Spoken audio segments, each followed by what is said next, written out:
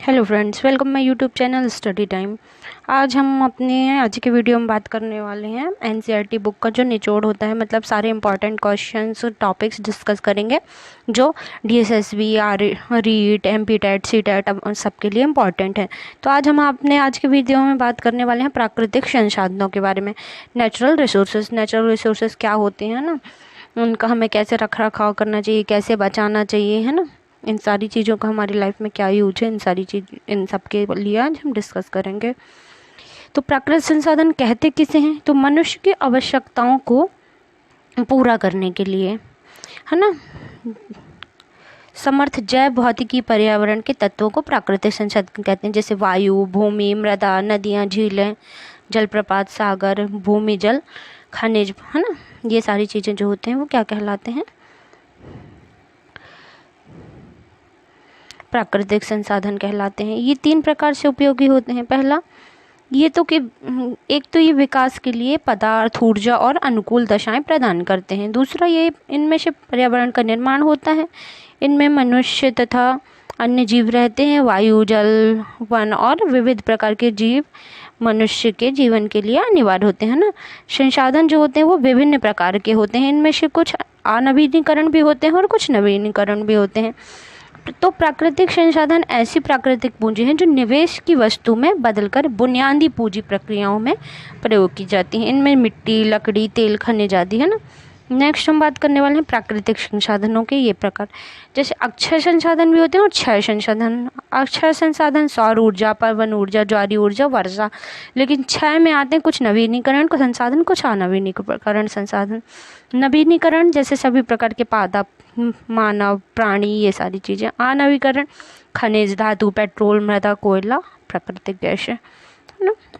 Next है संसाधन। संसाधन की अच्छे से पूरा हमने इसमें डिस्क्राइब किया है कि कौन किस किस टाइप के होते हैं ना। इन सारी चीज़ों के बारे में आप स्क्रीनशॉट ले लीजिएगा। नेक्स्ट हम बात करने वाले हैं तो प्राकृतिक संसाधनों का वर्गीकरण 2 प्रकार से होता है। एक जैविक, दूसरा अजैविक। अजैविक क्या होते हैं? अजैविक संसाधन वे होते हैं जो गैर जीवित चीज़ों और गैर कार्बनिक पदार्थों से बनते हैं। इस प्रकार के प्राकृतिक संसाधनों में जैसे पानी, वायु, भूमि, धातु, तांबा, लोहा, है ना, धातुएं सभी प्रकार की जो आ जाती हैं। और जैविक वे संसाधन जो जीवित प्राणियों, पौधों और जानवरों जैसे कार्बनिक पदार्थों से उत्पन्न होते हैं। इस श्रेणी में जीवाश्म ईंधन भी शामिल हैं क्योंकि वे क्षययुक्त कार्बनिक पदार्थ से प्राप्त होते हैं। विकास के स्तर पर प्राकृतिक संसाधनों को वास्तविक संसाधन अलग अलग वर्गीकृत हैं। वास्तविक, इन संसाधनों का प्रौद्योगिकी की उपलब्धता और लागत पर निर्भर है। ये संसाधन वर्तमान समय में उपयोग किए जाते हैं ना। और प्राकृतिक संसाधन के प्रकारों की बात करें हम तो नवीनीकरण प्रकार और अनवीनीकरण, है ना। कुछ विद्वानों ने हमें कहा है कि प्राकृतिक संसाधनों के अंतर्गत प्राकृतिक सुरम्य स्थलों को भी सम्मिलित करते हैं। नवीनीकरण संसाधन क्या कहलाते हैं? इसके अंतर्गत ऐसे संसाधन आते हैं जिनका प्रयोग मानव द्वारा पुनः किया जा सके, है ना। इन संसाधनों का निर्माण निरंतर प्रकृति में होता रहता है। मानव के संतुलित प्रयोग में इनमें कमी नहीं आती है। इनका हम पुनः उपयोग कर सकते हैं। इन्हें 3 भागों में बांटा गया। नवीनीकरण, अपरिवर्तनीय। अपरिवर्तनीय में आते हैं महासागरीय जल, सौर ऊर्जा, पवन ऊर्जा, मृत्तिका, वायु आदि को शामिल किया जाता है। और नवीनीकरण लेकिन दुष्प्रयोग जन संसाधन जैसे अविवेकपूर्ण उपयोग में ऐसे संसाधनों का उपयोग होता है। वन्य जीव, जल संसाधन आदि। और संपोषणीय और नवीनीकरण संसाधन, इन संसाधनों को नवीनीकरण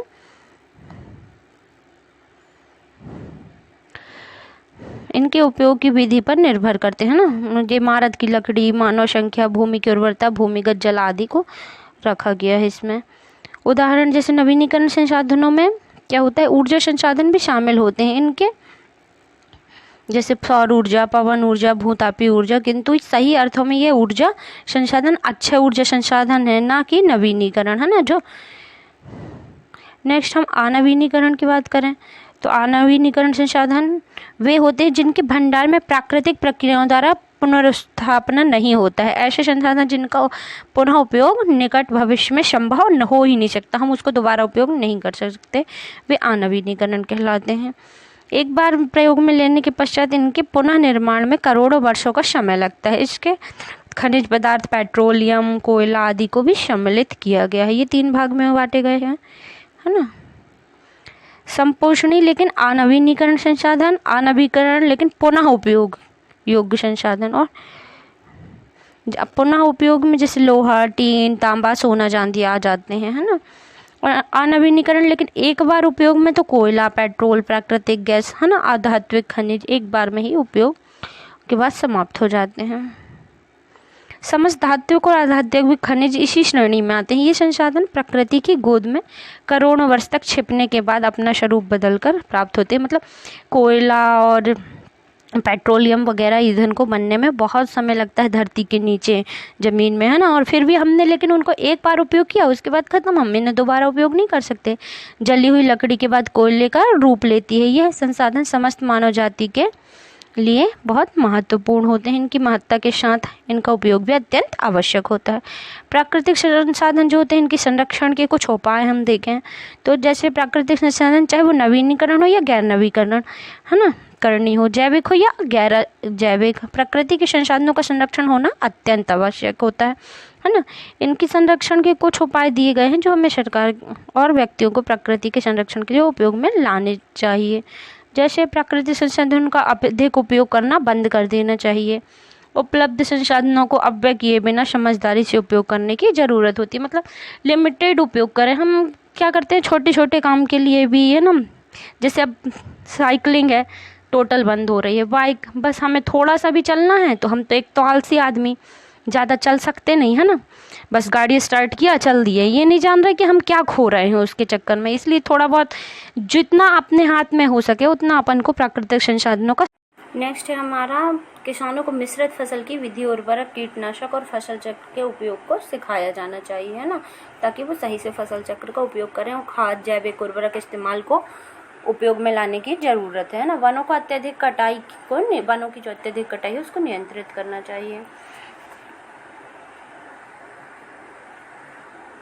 नेक्स्ट है, वर्षा के जल का संचयन प्रणाली स्थापित की जानी चाहिए। सौर और जल और पवन ऊर्जा जैसे नवीनीकरण संसाधनों के उपयोग को प्रोत्साहित किया जाना चाहिए। कृषि के इस्तेमाल में होने वाले पानी को दोबारा उपयोग में लाने की प्रणाली का पालन करना चाहिए। जीवाश्म ईंधन की खपत को कम करना चाहिए, है ना। कागज के नेक्स्ट हम बात करते हैं कि जो प्राकृतिक संसाधन है वे संसाधन जो मानव जाति के कार्यों के बिना भी मौजूद होते हैं। दूसरे शब्दों में वो हम कहें तो वो प्राकृतिक पदार्थ जो अपने अपक्षकृत, है ना, मूल प्राकृतिक रूप में मूल्यवान माने जाते हैं, उन्हें प्राकृतिक संसाधन कहते हैं। इन सभी मूल्यवान संसाधनों की विशेषताओं में चुंबकीय, गुरुत्वीय, विद्युतीय गुण या बल आदि शामिल होते हैं। Okay, thank you. आपको वीडियो पसंद आया हो तो प्लीज़ मेरे वीडियो को लाइक कर दें और चैनल को सब्सक्राइब करके बेल आइकन क्लिक कर प्रेस कर दें। Okay, thank you. आपको यदि कोई भी इशू हो, मेरी वीडियो में कोई भी प्रॉब्लम हो तो आप कमेंट बॉक्स में कमेंट करके बोल सकते हैं। ओके।